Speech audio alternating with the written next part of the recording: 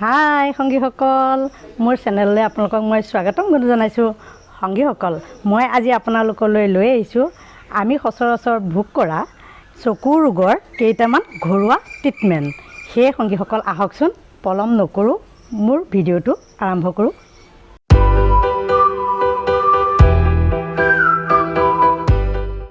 সংগীসকল, চকুৰ ৰোগ বুলি ক'লে সাধাৰণতে আমি চকুৰে কম দেখা পোৱা, চকুৰ মণি বগা পৰা, তাৰপিছত কুকুৰি কণা হোৱা, চকুৰ বিষ হোৱা, চকুৰে পানী ওলাই থকা, তাৰপিছত চকুত জাল পৰা আদি বিভিন্ন ৰোগ আমি জানো।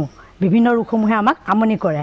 সেয়ে আমি এতিয়া বিভিন্ন খাদ্য সমস্যাৰ ভিতৰতে হওক বা আমাৰ বিভিন্ন কাৰণতে হোৱা এই চকুৰ ৰোগসমূহ আমি ঘৰুৱা বনৌষধিৰ দ্বাৰা নিৰ্মূল কৰিব পাৰোঁ।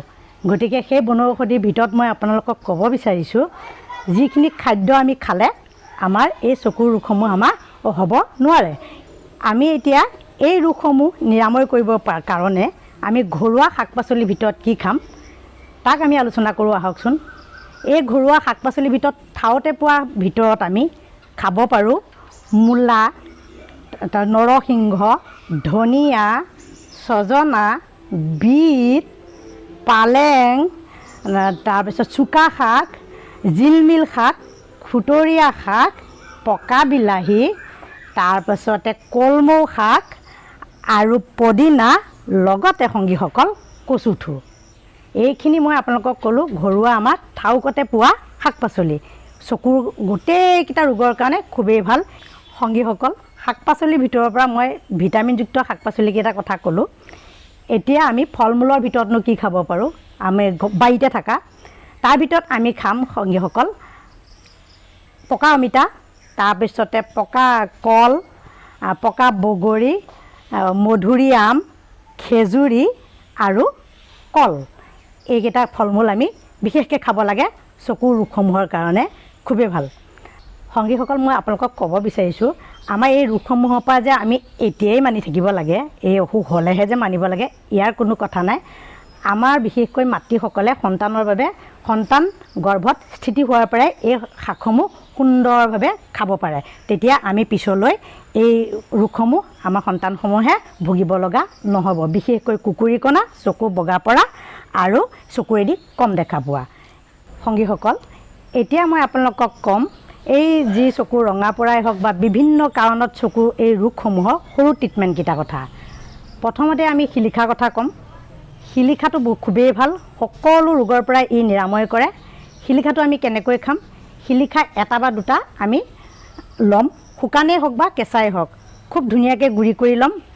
তাত দুটোপালমান মৌ দিম আৰু অলপ পানীৰ লগত মিলাই অকণমান সময় তিয়াই থ'ম। থৈ লৈ পেলাই আমি চেকিব নালাগে, নেচেকাকৈ আমি খাম। এই সীতাৰ সৈতে আমি চোবাই চোবাই খাম। আমাৰ চকুৰ ৰোগ সম্পূৰ্ণ নিৰাময় কৰে সকলো ৰোগৰ পৰা। আৰু সংগীসকল, মই পনৌনোৱা শাকৰ ভিডিঅ'টো আপোনালোকক দিছোঁ। সেই পনৌনোৱা শাকটো আপোনালোকে আনিব, মই দেখুৱাইও দিছোঁ পিছত। আনিব, অকণমান ঘিউ দিব, সেই পনৌনোৱা শাকটো ভাজিব আৰু আপোনালোকে খাব। এই চকুৰ ৰোগৰ পৰা সম্পূৰ্ণ নিৰোগী হ'ব। এতিয়া আহোঁ চকু ৰঙা পৰিলে আমি কি দিম।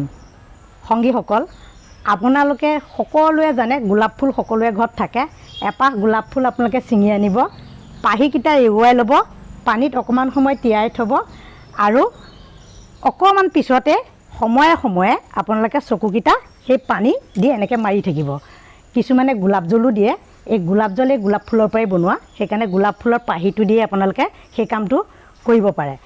সংগীসকল, আৰু এটা কেঁচা হালধি আপুনি অকণমান আনিব, আনি লৈ পেলাই থেতালিব, ৰস অকণ উলিয়াব, পানীৰ লগত মিলাব আৰু এটোপাল দুইটা চকু কোণাত দিব। কোণাত দিলে সেই চকুৰ আমাৰ যি বিষ হয় সেই বিষ নাইকিয়া হয়, তাৰ লগতে সকলোখিনি পৰিষ্কাৰ কৰে হালধি, কেঁচা হালধিৰ ৰসে। সংগীসকল, এতিয়া আমি আহিম আমাৰ চকু বিষ যদি হৈ থাকে তেনেহ'লে আমি কি কৰিম। বেলপাতৰ কুমলীয়া পাত 3টা আনিব, আপোনালোকে থেতালি ল'ব, লৈ পেলাই আপোনালোকে চকুৰ এই পতাত আপোনালোকে দি থ'বচোন পাতলাকৈ, আপোনালোকে চকুৰ বিষৰ পৰা ভাল পাব। সংগীসকল, এতিয়া আমি আহোঁ চকুৰ পৰা পানী ওলাই থাকিলে আমি কি দিম? আমাৰ সকলোৱে পৰিচিত আমলখি। আপোনালোকে 2-3টা আমলখি ল'ব। কেঁচা আমলখিও হ'ব পাৰে, শুকান আমলখিও হ'ব পাৰে। পানীত তিয়াই থ'লে কোমলেই হ'ব শুকানটো। গতিকে আপোনালোকে টুকুৰা কৰি ল'ব, অকণ অকণ পানীত তিয়াই থ'ব আৰু সেই তিয়াই থোৱা পানীখিনি কিন্তু চেকি ল'ব, ধুনীয়াকৈ চেকি ল'ব। লৈ পেলাই আপোনালোকে চকুকেইটা ধুনীয়াকৈ ধুই থাকিব 2-3 বাৰ। তেতিয়া আপোনালোকে চকুৰ পৰা যি পানী ওলায় সেই পানী ওলোৱা ৰোগটো নাইকিয়া হ'ব। আৰু সংগীসকল, আপোনালোকে কেইটামান বাদাম ল'ব। এৰাতি 1 কাপ পানীত বাদামকেইটা তিয়াই থ'ব। পিছদিনাখন আপোনালোকে জলপান খোৱাৰ পিছত সেই কাপ পানী বাদামকেইটাৰ সৈতে চুবাই চুবাই খাব। এই পানী যি চকুৰ পৰা ওলায় সেই ৰোগ নাইকিয়া হ'ব। অপৰাজিতাৰ পাত সকলোৱে চিনি পায়, অপৰাজিতা ফুলৰ পাত। সেই অপৰাজিতা ফুলৰ পাত আনিব, পিহি ল'ব মিহিকৈ, কপালত লেও দি থ'ব। চকুৰ পৰা ওলোৱা পানী নাইকিয়া হ'ব। সংগীসকল, এইখিনিতে মই আপোনালোকক ক'ব বিচাৰিছোঁ, যিহেতু আমি সকলোৱে জানো ৰাতিপুৱা আমি মৰ্ণিং ৱাক কৰিবলৈ যাওঁ। এই মৰ্ণিং ৱাক কৰিবলৈ গ'লে আপোনালোকে সেউজীয়া ঘাঁহ বননিলে আপোনালোকে সুন্দৰভাৱে চাই দিবচোন।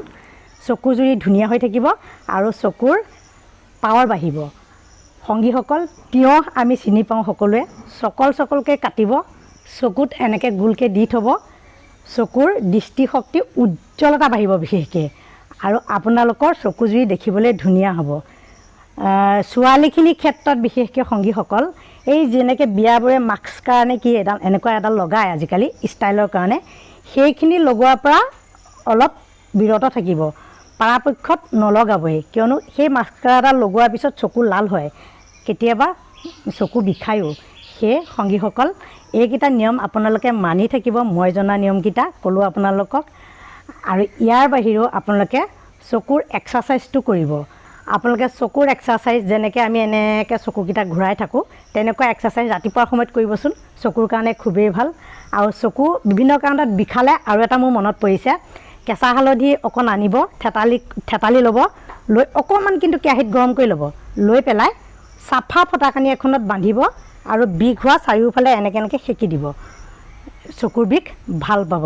তাৰ বাহিৰেও সংগীসকল, আপোনালোকে চকুৰ ঠাণ্ডা পানী মাৰিব, চকুকেইটা পৰিষ্কাৰ কৰি ৰাখিব। বিষ নহ'লেও প্ৰথমতে যদি আমি ধূলি বালি সোমোৱাৰ ক্ষেত্ৰত আমি চকুকেইটা খচখচাই থাকে, তেতিয়া প্ৰথমতে ঠাণ্ডা পানী মৰাৰ পিছত আমাৰ চকুজুৰিয়ে আৰাম পাওঁ। সেই সংগীসকল, মই জনাকেইটাহে আপোনালোকক ক'লোঁ। আপোনালোকে এই মই জনা কথাখিনি আপোনালোকে মানিবচোন। যদি আপোনালোকে ভাল পায় এইসমূহ নিয়ম মানি, তেনেহ'লে আপোনালোকে আপোনালোকৰ লগৰ সমনীয়াক মোৰ ভিডিঅ'টো শ্বেয়াৰ কৰিব আৰু লগতে মোৰ এই চেনেলটো ছাবস্ক্ৰাইব কৰিব। আৰু সংগীসকল, মোলৈ লাইক কমেণ্ট কৰিবলৈ নাপাহৰিব। তেনেহ'লে সংগীসকল, আজিলৈ আপোনালোকৰ পৰা মই বিদায় ল'ম। বাই।